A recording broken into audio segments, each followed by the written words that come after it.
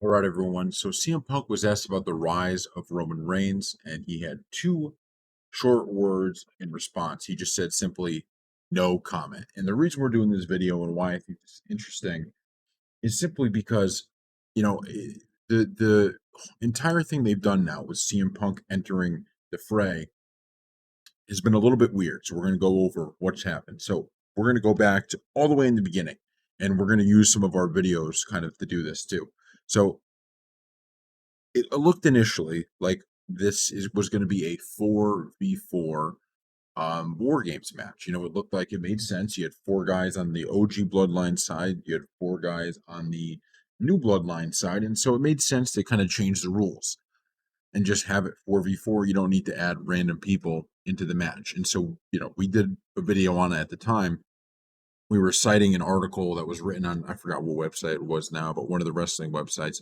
And we looked at basically what they wrote in there is don't overthink the main event. That's the argument they're making.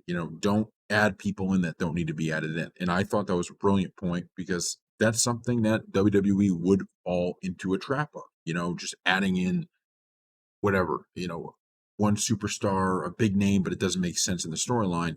But then we found out it was going to be 5v5. And the take I thought at the time at least was, um, I trust WWE with it, but I hope they deliver because this could actually ruin the match if there's people who don't need to be involved. All right. So the first one was Bronson Reed, and it made a lot of sense once they did it. And I thought there WWE goes again. They just sometimes they surprise you in great ways and they deliver. And I thought Bronson Reed made this side of the new bloodline, it made them even more formidable. And that's key because when you have someone like Roman Reigns or you have Jey Uso, Sami Zayn, Jimmy Uso on the other side, you need the other side to be formidable or no one's going to buy the story you're telling. So Bronson Reed does that. He makes them very formidable. But then there was a CM Punk edition. And at first I thought, I don't get this. I don't really understand this fully. And by the end of this, now we understand it fully. And now I can officially say that I don't think WWE just added these two, in for no reason at all. I think there was a very good reason for both. And so then in the timeline, you have CM Punk, Paul Heyman, Roman Reigns. They sit down on SmackDown before this, and they're kind of arguing, and it looked like they were setting up some kind of big tease of a fight between the two. And I just don't see that at this point. I think it started out that way in the match, but then they kind of came together. Everything was fine, and CM Punk ends. If you watch when he's hugging Paul Heyman at the end, he basically brings up, "Hey, you owe me one now," and so that's something that could come down the line. But a feud with Roman Reigns anytime soon is not happening, and that's why I thought what he says here was so interesting, is because a lot of people including, we didn't know what was going to happen or not, but there was beginning to have speculation of are they pushing for a Roman CM Punk feud?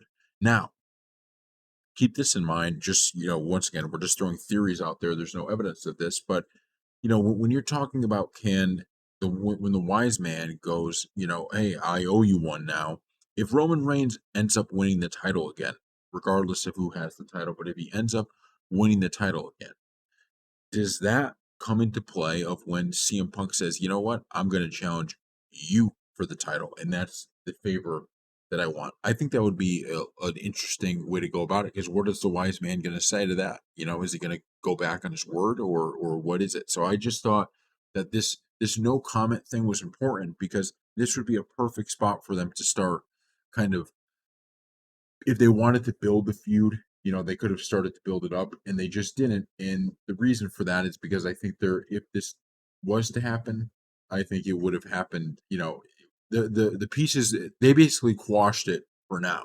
They by having them shake hands and the sign of respect and all of that. So we'll see what happens moving forward. But I did think these two words were pretty telling. So thank you all for watching.